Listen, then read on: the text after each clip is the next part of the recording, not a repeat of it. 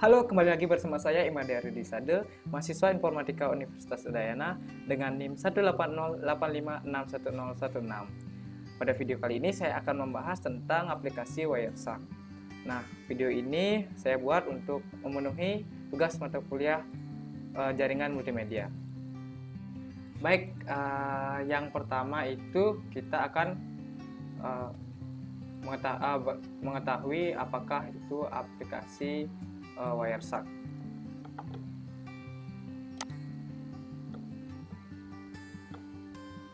Nah, aplikasi Wireshark ini adalah aplikasi open source atau aplikasi free yang berlisensi free untuk kita gunakan, yang berguna untuk menganalisis paket atau menganalisis sebuah jaringan komputer. Nah, jadi pertama-tama kita akan menginstal aplikasi Wireshark ini. Aplikasi ini kita dapat install dengan mengetik Wireshark download saja di Google. Terus di sini selanjutnya akan muncul web dari Wireshark sendiri. Kita klik saja. Nah, di sini karena saya menggunakan OS yang 64 bit, jadi saya akan menggunakan ini. Klik saja ini untuk mendownloadnya. Nah, karena di sini saya sudah melakukan install sebelumnya agar mempersingkat waktu video, jadi saya akan skip untuk download ulang karena saya sudah melakukan download sebelumnya. Jadi kita silangan saja ini. Oke, kita open saja lokasi dari hasil download yang kita telah lakukan. Nah, kemudian ini merupakan aplikasinya. Kita klik kanan saja, run administrator. Oke, kita langsung klik yes untuk install. Kita next. Nah, oke, ini merupakan lisensi agreement. Oke, kita lanjut saja, kita next seperti default saja. Setelah itu saya ini butuhkan desktop icon agar otomatis desktop iconnya, kita next. Oke, ini penyimpanan untuk instalasi Wireshark-nya. Kemudian kita next. Ini saya biarkan saja untuk menginstal npcap-nya. Kemudian install ini saya tidak perlukan, untuk install USB pcap ini saya tidak perlu, jadi kita install saja. Nah, setelah itu kita tunggu loading dari instalasi Wireshark ini.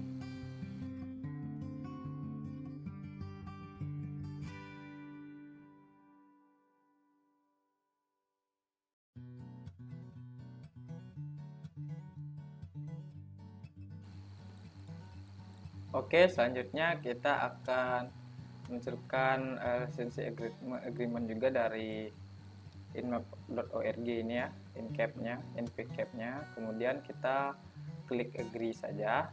Kemudian saya biarkan seperti default ini. Kemudian kita install. Nah, setelah itu tunggu instalasi dari npcap ini.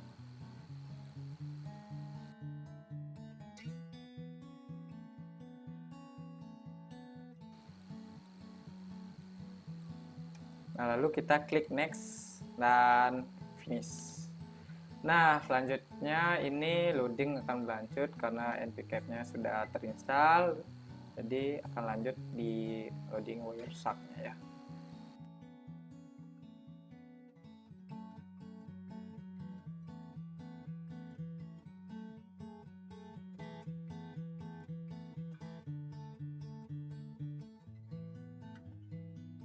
Oke, karena sudah selesai, jadi kita next dan kita langsung finish.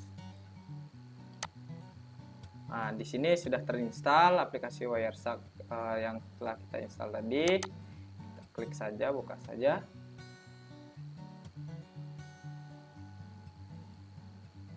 Untuk melihat apakah benar-benar sudah terinstall. Ya, ini merupakan tampilan dari aplikasi Wireshark.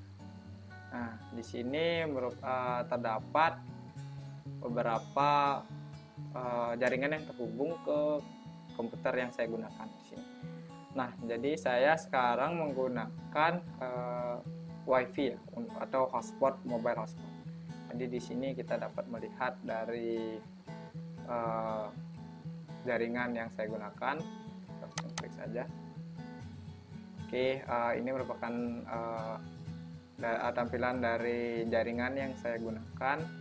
Ini merupakan detailnya, detail jaringan yang ada pada jaringan Wireshark. Ini merupakan capturingnya. Capturingnya di sini merupakan capture yang bersifat real time. Inilah adalah salah satu fitur dari Wireshark. Jadi seperti itu cara instalasi dari Wireshark. Kita lanjut ke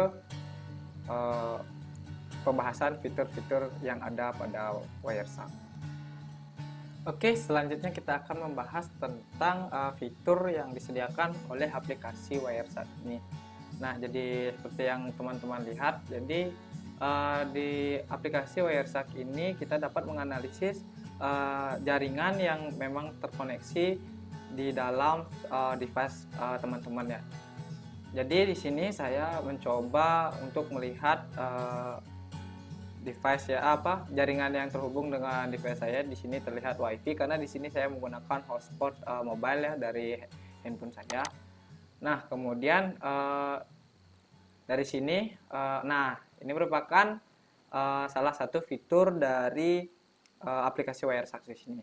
Aplikasi Wireshark di sini dapat melakukan capturing paket atau jaringan yang sedang berjalan di device teman-teman. Jadi di sini sudah lengkap terlihat sebagai di mana kita melakukan capturing. Di sini detik ke 0 sampai detik selanjutnya ini bersifat real time ya teman-teman. Jadi di sini terlihat alamat atau alamat IP yang sedang digunakan oleh jaringan laptop kalian. Jadi di sini terlihat bahwa saya sedang menggunakan IP dari DHCP dari yang diberikan oleh IP DHCP maksud saya yang diberikan oleh mobile hotspot saya. Nah, terlepas dari itu, di sini terdapat banyak fitur yang disediakan oleh Wireshark. Di sini kita dapat melakukan save atau import package, save analisis dari dari hasil capturing itu menjadi file lain yang dapat dianalisis selanjutnya. Kemudian di sini kita dapat melihat paket, kemudian paket sebelumnya, kemudian dapat melakukan analisis di aplikasi tersebut juga di sini dengan fitur analyze. Kemudian ini untuk capture. Capture ini digunakan untuk melakukan capture jaluran jaringan atau capture paket yang sedang berjalan di dalam jaringan komputer yang teman-teman gunakan.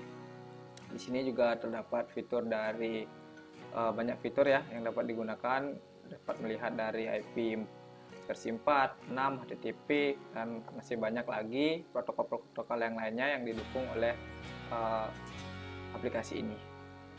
Nah, kemudian contoh sederhananya bahwa aplikasi ini benar-benar terbukti, yaitu kita akan melakukan pengecekan apakah benar IP yang saya gunakan di laptop ini yang diberikan oleh mobile phone saya ini benar-benar ada di terdeteksi di aplikasi ini. Oke, kita lanjut. Nah, di sini saya akan melihat deskripsi dari aplikasi dari WiFi yang saya gunakan. Kita lihat detail. Nah, di sini saya mendapatkan IP address versi 4 dari DHCP yang diberikan oleh WiFi saya. Di sini saya mendapatkan alamat 192.168.43.102. Nah, network dari IP yang diberikan dari WiFi saya yaitu 43.1 ya tentunya teman-teman. Jadi kita akan melihat atau melakukan melakukan pembuktian bahwa jaringan yang saya gunakan ini benar-benar dibaca oleh aplikasi Wireshark. Nah, kita lihat di sini. Kemudian kita buka dulu CMD. Nah, di sini saya akan menggunakan CMD untuk proses ping. Saya akan melakukan ping ke network ke IP network dari IP WiFi yang saya gunakan 168.43 kalau nggak salah tadi. Ya 43.1. Oke, kita ping saja. Nah, di sini kita lihat mohon maaf, ini kita lihat terdapat proses ping yang terbaca di sini ya. Jadi di sini terdapat request, kemudian di reply request pingnya. Nah, menggunakan protokol ICMP yaitu protokol ping itu sendiri. Nah, di sini juga terdapat detail dari proses ping yang benar-benar ada di sini. Nah, di sini tercantum. Jadi ini detik keberapa kita melakukan request, kemudian di sini detik keberapa kita diberikan reply dari IP tersebut, alamat IP tersebut. Nah, itu merupakan fitur-fitur dari aplikasi Wireshark. Nah, selanjutnya kita akan membahas tentang analisis jaringan atau paket yang dapat dilakukan di aplikasi Wireshark ini. Oke. Baik, analisis yang selanjutnya kita menganalisis dengan metode traceroute. Nah, traceroute ini saya akan coba analisis di dalam aplikasi Wireshark ini. Oke, kita pilih WiFi karena koneksi saya adalah WiFi. Kita stop dulu ya, karena ini sudah tersambung. Ini adalah capturean dari TCP yang saya gunakan. Nah, kemudian di sini kita cari CMD. Nah, di sini saya akan coba melihat IP yang saya gunakan. IP yang saya gunakan dengan perintah IP config. Nah, di sini adalah IP saya itu IP versi 4 yaitu 192.168.43.102. Nah, IP ini didapatkan dari DHCP dari WiFi hotspot saya. Nah, setelah itu saya akan melakukan proses traceroute ya. Traceroute. Oke, kita akan coba rekam terlebih dahulu. Continue without saving. Oke. Kita www.google sederhana aja .com.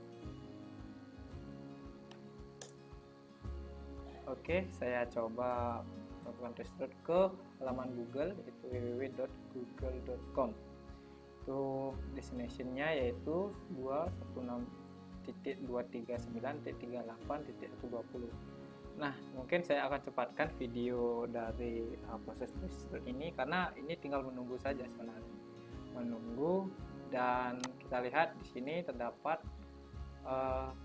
perekaman dari proses traceroute ini. Nah, terdapat request timeout sebanyak 2 kali pada hop kedua dan hop ketiga di sini.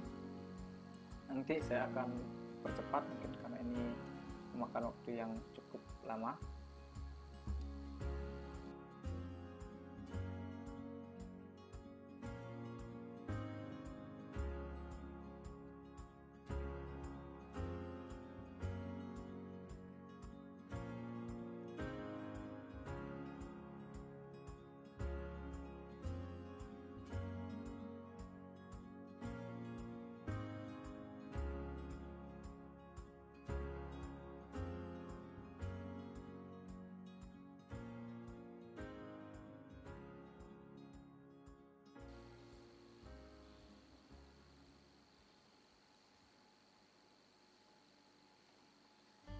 Oke. Jadi trace route dari yang saya lakukan tadi sudah komplit ya, sudah selesai. Jadi terdapat 12 hook di sini, 12 hook.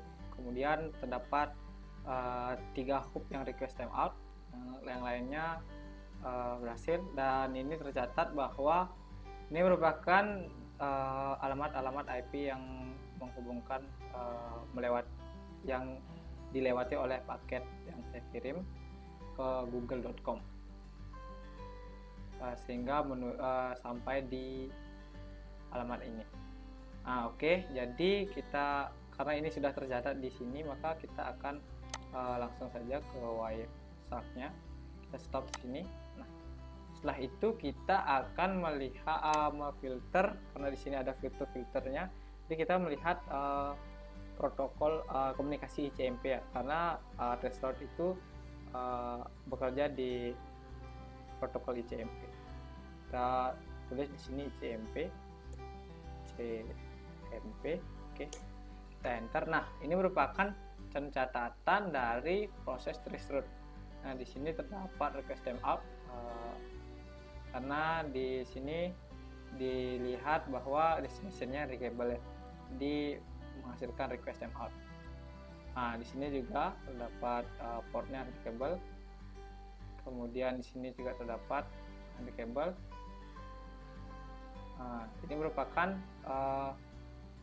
IP yang dilewati oleh paket saya untuk menuju Google.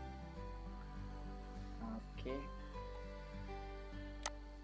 Di dalam aplikasi ini juga kita dapat melihat menggunakan filter seperti protokol-protokol yang digunakan, yaitu seperti DNS mungkin. DNS di sini akan memfilter paket-paket DNS yang melewati melewati protokol DNS, menggunakan protokol DNS. Kemudian di sini terdapat juga HTTP. Nah, kita dapat melihat, karena tidak ada terhubung dengan web ya, jadi tidak ada HTTP. Mungkin nanti saya akan menggunakan percobaan yang lain untuk membuktikan filter tersebut. Kemudian mungkin DHCP tidak ada. Kemudian di sini kita coba TCP. Nah, ini TCP, ini protokol TCP tercatat juga di sini ya teman-teman. Jadi terdapat paket-paket atau hasil capture dari proses atau jaringan yang terhubung melalui protokol TCP pada laptop ini. Nah, ini sekitar ada 630 frame. Nah, kalau seperti yang tadi, kita bisa melihat detail dari per frame itu di masing-masing detail sini di bawah ini. Di sini terdapat frame, ethernetnya, kemudian kita protokol yang digunakan, si kontrol protokolnya, untuk portnya, kemudian ini transport layer security-nya terdapat di sini. Bisa teman-teman gunakan untuk menganalisis suatu jaringan atau paket komunikasi paket ya. Oke, kita lanjut menggunakan aplikasi Wireshark untuk analisis, yaitu analisis yang selanjutnya saya menggunakan QoS. Saya ulangi, QoS atau Quality of Service. Nah, pada Quality of Service ini saya akan menganalisis throughput, paket loss, delay, kemudian jitter. Nah, pada praktek sekarang ini saya akan menggunakan simulasi memutar video di YouTube, kemudian jaringan tersebut akan direkam atau di capture menggunakan aplikasi Wireshark. Oke, kita lanjut. Pertama-tama kita harus buka Wireshark-nya ya, seperti tadi. Oke, kita play dulu agar nanti setiap capture-nya itu adalah dari YouTube-nya. Usahakan biar tidak ada lagi membuka tab lain selain menggunakan satu browser dan membuka YouTube saja. Kemudian saya akan mulai di sini. Oke. Oh, mohon maaf, di sini saya akan menjelaskan terlebih dahulu. Mungkin paket yang saya ambil itu sejumlah 2000-an data, 2000-an paket. Oke. Jadi setelah itu baru akan saya analisis.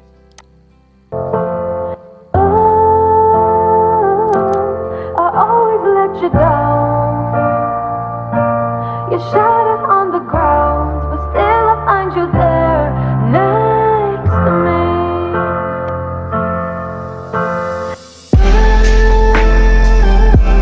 I always let you down.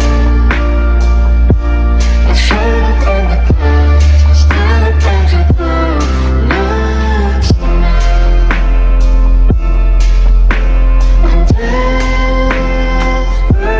Let's clap our hands up here. When times are good, it's true. Let's get a friendship through. Oke, cukup untuk karena saya sudah mendapatkan beberapa data di sini, sekitar mendapatkan 2784 paket yang sudah tercapture. Jadi kita close saja YouTube-nya. Oke, ini merupakan data yang capturean yang didapatkan dari pemutaran YouTube tadi terhadap perangkat yang saya gunakan.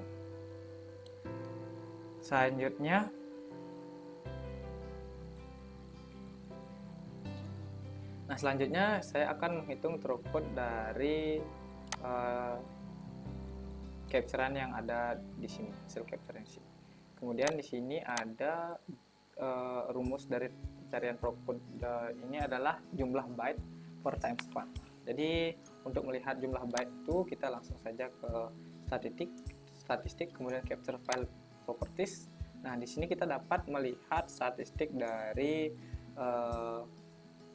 proses jaringan tersebut yang kita analisis tadi, yaitu pemutaran YouTube. Di sini terdapat time span itu 36,689. Kita tulis dulu jumlah byte-nya. Jumlah byte saya lupa. Jumlah byte-nya ini ada 315. Oke. 315 3735 3735. Oke. Kemudian ini byte ya, byte. Kemudian dibagi oleh time span-nya yaitu 36,689.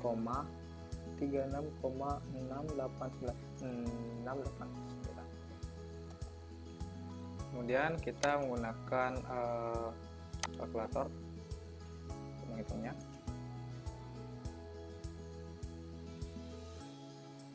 Oke, kita perlu hati-hati. Ada 3153 benar, 3153, 153, kemudian 735. Oke, 735. Oke. Kemudian ini dibagi dengan 36, mohon maaf ini salah, 36,698 dibagi 36,69 dibagi maaf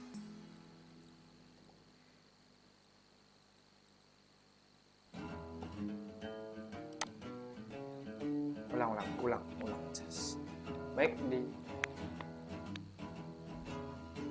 Baik, di sini saya akan menghitung throughput dari hasil capturean yang sudah saya lakukan. Di sini kita akan melihat statistik dari capturean itu dapat dilihat di statistik, kemudian capture file propertiesnya. Itu kalau teman-teman belum tahu, jadi letaknya di statistik, capture file properties. Di sini terdapat statistik dari data capture yang telah di capture. Kemudian di sini saya mendapatkan jumlah byte-nya itu 3153 735 byte. Nah, sini saya sudah tulis tadi karena sebelumnya ada kendala. Kemudian di sini maaf, ini time span-nya itu ada di 36,689 ini sekon. Jadi kita dapat menghitungnya menggunakan kalkulator. Oke. Sini kita tulis di jumlah byte-nya dulu 3153 735. Ini dibagi, kemudian dibagi oleh 36,689.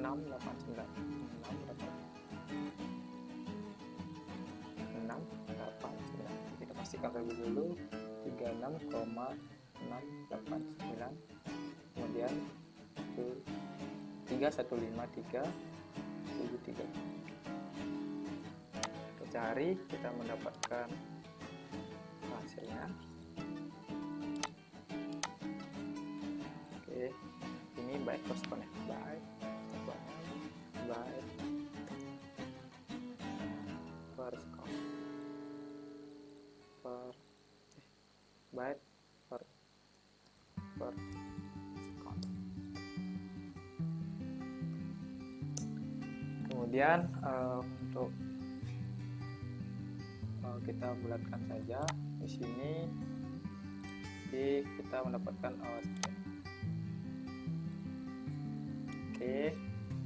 udah sama sih, sekitar 8,5 kilobyte per second. Ini sudah sama dengan ini. Oke, atau kita convert ke bit. Jadi ini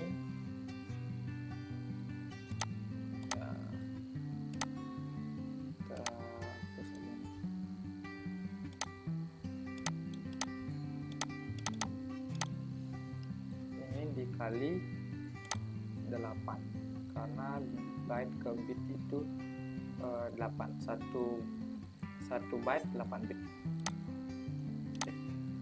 Kita mendapatkan 687 kilo, benar. Kita di sini mendapatkan 687 kilobit per second. Kilobit per second ya, kilobit per second. Yang di atas adalah kilobyte. Oke. Nah, itu merupakan cara menghitung dari throughput yang dihasilkan. Kemudian kita menghitung paket loss. Paket loss di sini adalah paket yang diterima, paket yang dikirim dikurangi paket yang diterima, kemudian per paket yang diterima kali 100% untuk mencari persentasenya. Nah, kita di sini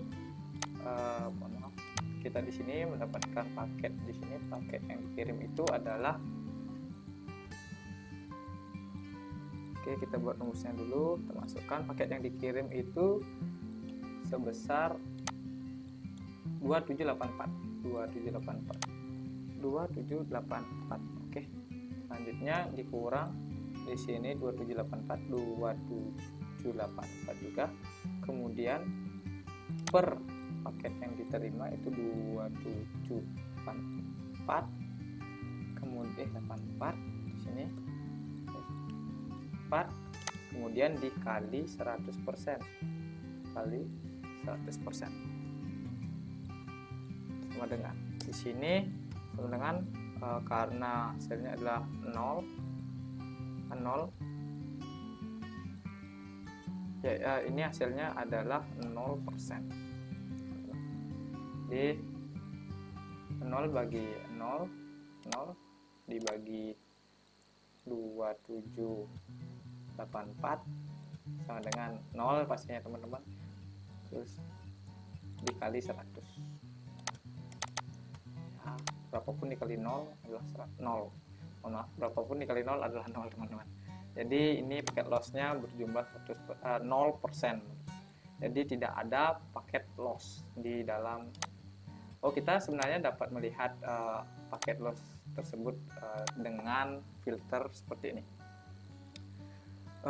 Kita cari TCP karena ini merupakan komunikasi menggunakan protokol TCP, ya, TCP analisis loss segment. Ini kita lihat, kita enter saja. Oke, karena di sini kosong, jadi sudah terlihat bahwa paket terkirim dengan paket terimanya juga sama, jadi tidak ada paket yang hilang atau tidak ada paket yang tidak sampai di device ini. Kemudian selanjutnya kita akan membahas tentang delay. Nah, untuk menghitung delay kita harus mengubah hasil capture ini menjadi file CSV terlebih dahulu agar mempermudah analisis. Oke, kita ekspor paket decision menjadi CSV ya. Jadi kita di sini namai analisis jaringan. Oke, kita namai analisis jaringan, saya simpan di desktop saja agar mempermudah. Oke, analisis jaringan.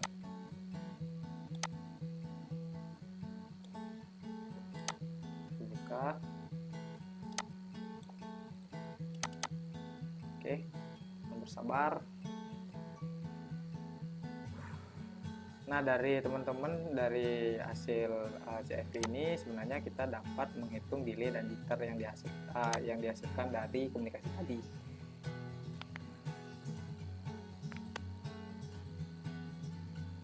Ini dalam data ini sebenarnya banyak data yang ditampilkan ya, seperti time, source, destination ini untuk IP-nya, kemudian nama protokolnya seperti ini yang sudah saya jelaskan di awal tadi.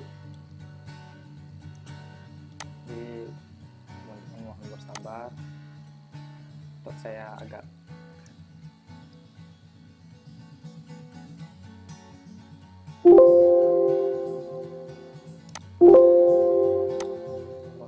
tidak bisa. Agak amat ya.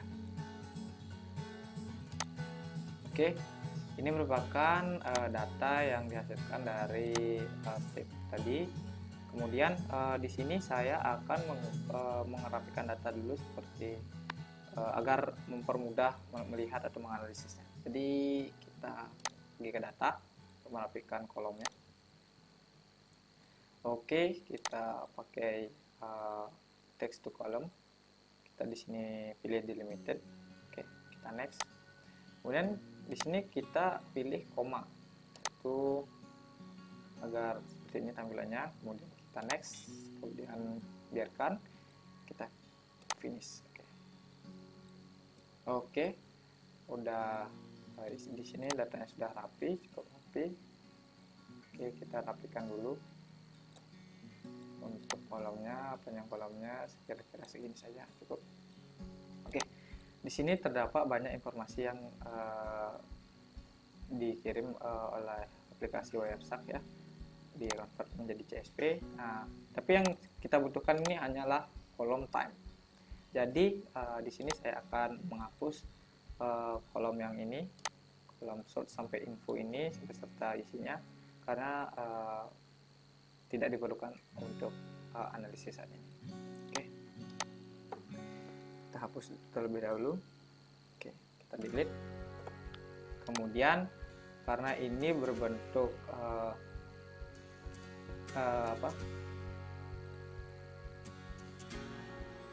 skon, jadi kita akan ubahnya di millisecond.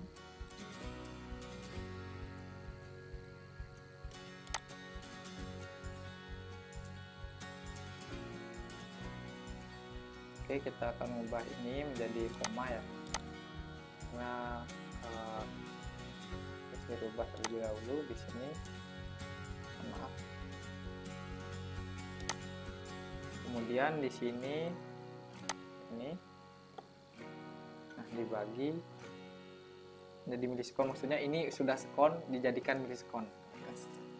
Ketika dibagi 1000 pangkat 10 pangkat 6 itu 2 itu. Oke, sudah. Jadi kita tarik ini data ini menuju sampai terakhir 2000 berapa, 2000-an.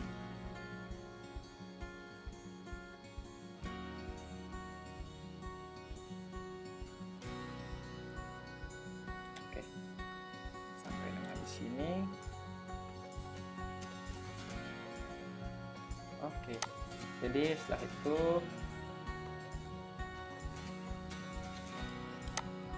kita turun ke atas, kemudian ini kita blok untuk pindahkan ke sebelah kirinya. Ini copy, kemudian di sini passwordnya value ya tipenya agar tidak merubah. Kemudian di sini saya tekan. Oke, pastikan ini kita sama. Oke, untuk memastikan membuat bahwa benar. Kemudian data yang ini taruh lagi.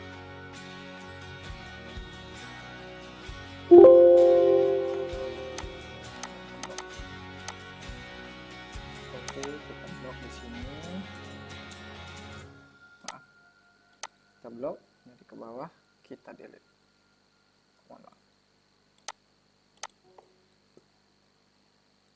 Oke, kita delete.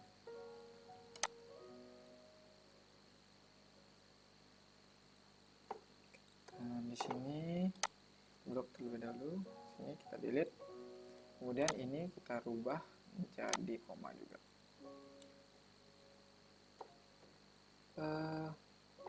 Biar cepat, kita replace aja titik menjadi koma. Oke, replace all. Oke, 7 data telah terubah. Oke, setelah itu kita akan menganalisis, sudah merapikan, kita akan menganalisis delay atau latency. Cari rata-rata delay ya tujuan kita ya. Di sini sudah diskon.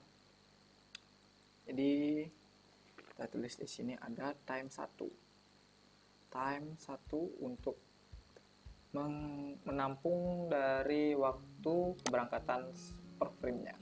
Oke, ini kita copy saja.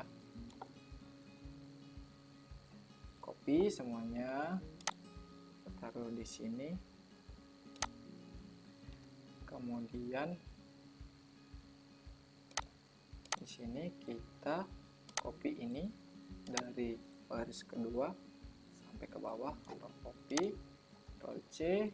Kemudian di sini kita tulis time 2 untuk menampung dari waktu. Maaf, kita ulang.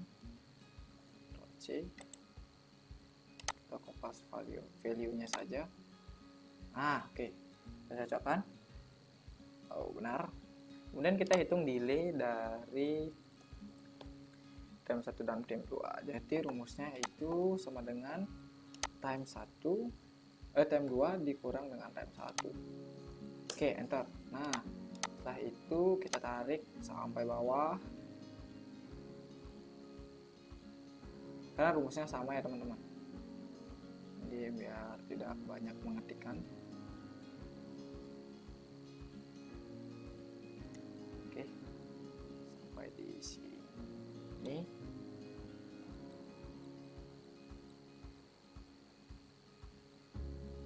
Oke, ini kita hapus ya, karena tidak ada selisihnya. Hapus. Ini tidak mungkin selisih waktunya min.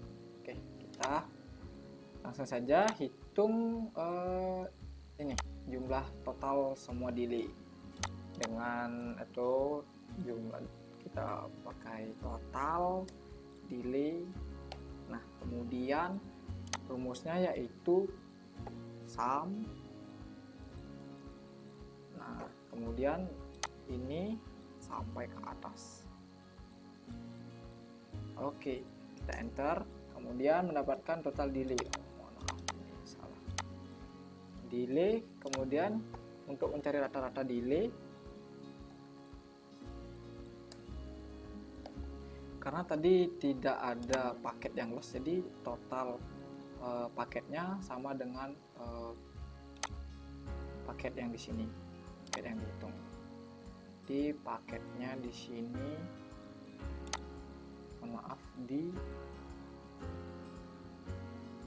sini kita pakai jumlah paketnya itu adalah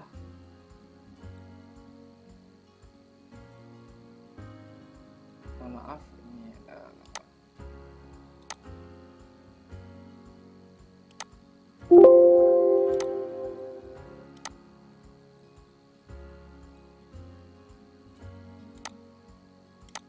oke, kita save dulu. Oke, mohon maaf tadi ada gangguan. Di sini jumlah paketnya itu 2784 karena di sini tidak ada paket loss, jadi kita bagi menggunakan 2784. Jadi rumusnya yaitu sama dengan total delay dibagi 2784. 2784 ini adalah paket yang diterima, karena rumusnya di sini sudah terlihat. Rumusnya adalah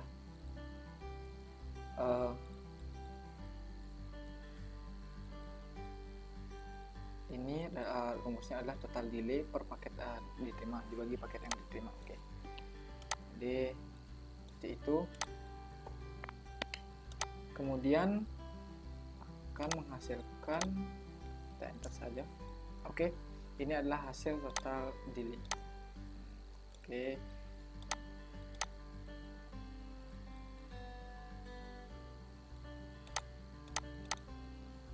kita copy saja C, kemudian di sini V, kemudian kita akan mencari jitter, teman-teman. Jadi jitter di sini kita dapat cari dengan cara yaitu menggunakan waktu delay ini. Nah, yang pertama kita harus membuat delay 1, yaitu akan menampung dari delay selisih delay dengan delay ya setelahnya. Oke, jadi misalkan ini dikurang dengan yang ini. Jadi itu kita langsung tulis saja sini rumusnya, ini dikurang ini. Oke, kita enter, kemudian ini kita tarik saja karena rumusnya sama ya, sampai bawah.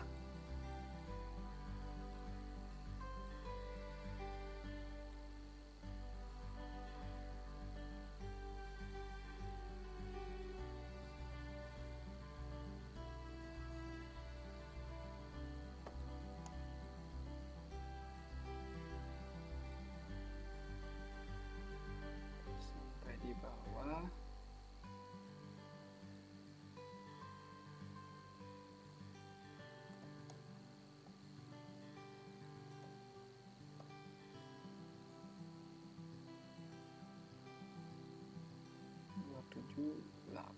Oke, sini. Oke, kita sudah mendapatkan selisihnya yaitu berupa delay 1, kemudian kita akan membuat delay 2. Nah, delay 2 ini kita ambil dari nilai baris kedua sampai terakhir pada delay ya, pada delay yang dihasilkan di awal. Tadi kita klik saja sini, Ctrl Shift down, kemudian kita copy,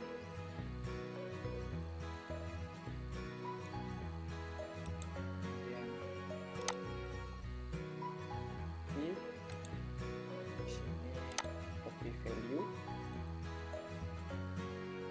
sini saya akan pasti di sini. Oke. Ya, pastikan itu sama ini normal. Oke. Setelah itu kita ke bawah untuk membuat kita hapus saja ini karena tidak ada selesainya. Kita akan membuat selanjutnya kita akan membuat jitter ya, nilai jitter. Oke. Nilai jitter. Nah, kita akan membuat di sini. Kita akan membuat kolom jitter. Jadi jitter ini adalah delay 2, delay yang ini dikurangi dengan delay yang ini.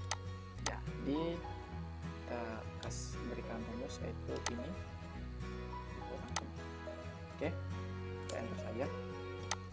Pastikan seperti itu, kita drag sampai bawah. Nah, rumusnya sama.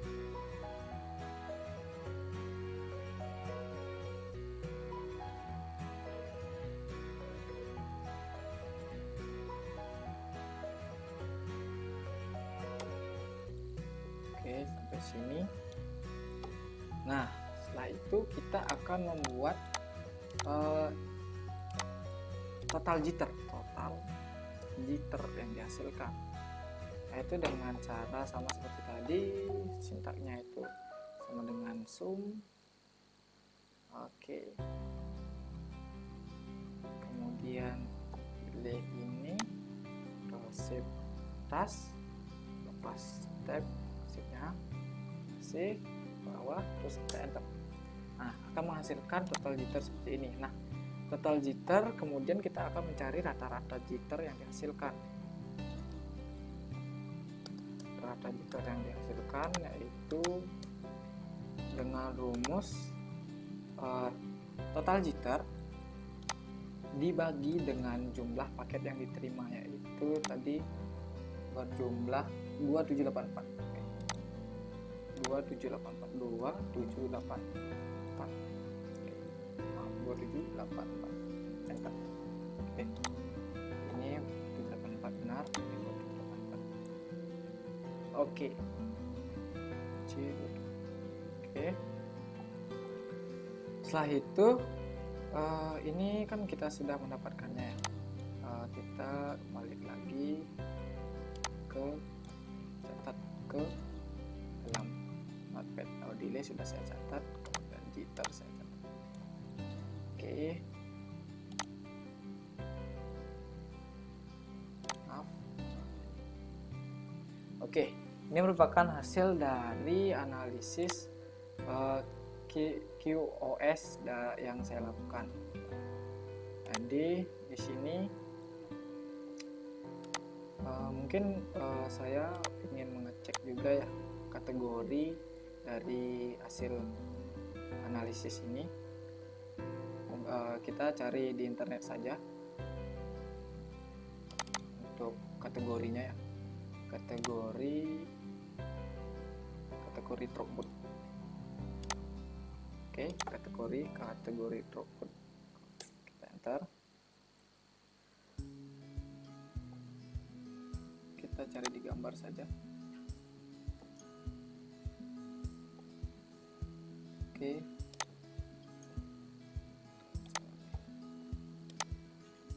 kategori throughput.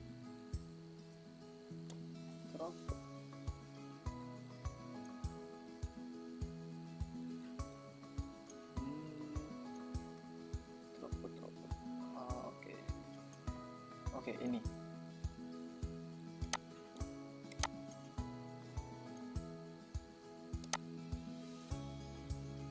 Kita cari di sini. Nah, kita cari di sini contohnya.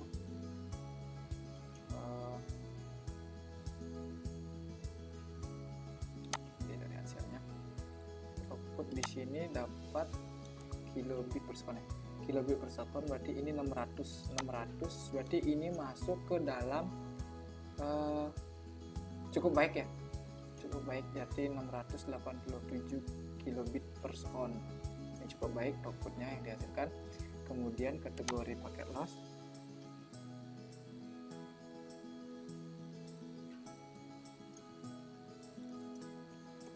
kita cari kategori paket loss.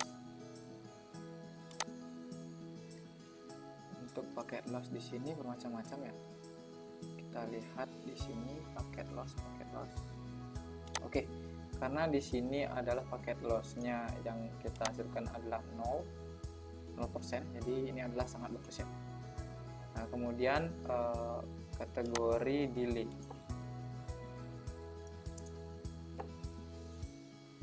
Nah, kalau kategori delay ini kita masuk dihasilkan di sebentar, kita convert dulu.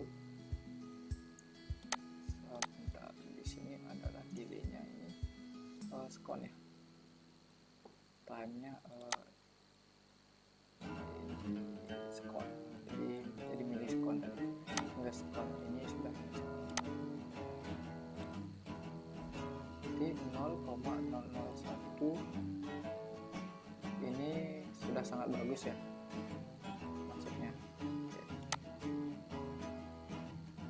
Ini sudah sangat bagus karena ini kan dari sekon jadi milisekon. Oke. Kemudian ini adalah jitter. Di kategori jitter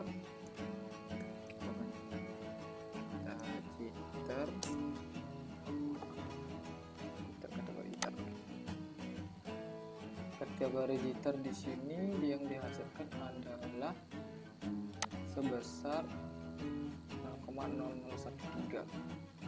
Jadi ya ini adalah good ya, jitternya good. Jadi itu adalah hasil analisis dari QoS atau Quality of Service yang saya lakukan. Ya, jadi sekian video kali ini. Mohon maaf bila banyak terjadi kesalahan pada saat video berjalan. Jadi mohon kritik dan saran yang membangun. Sampai jumpa di video selanjutnya. Terima kasih.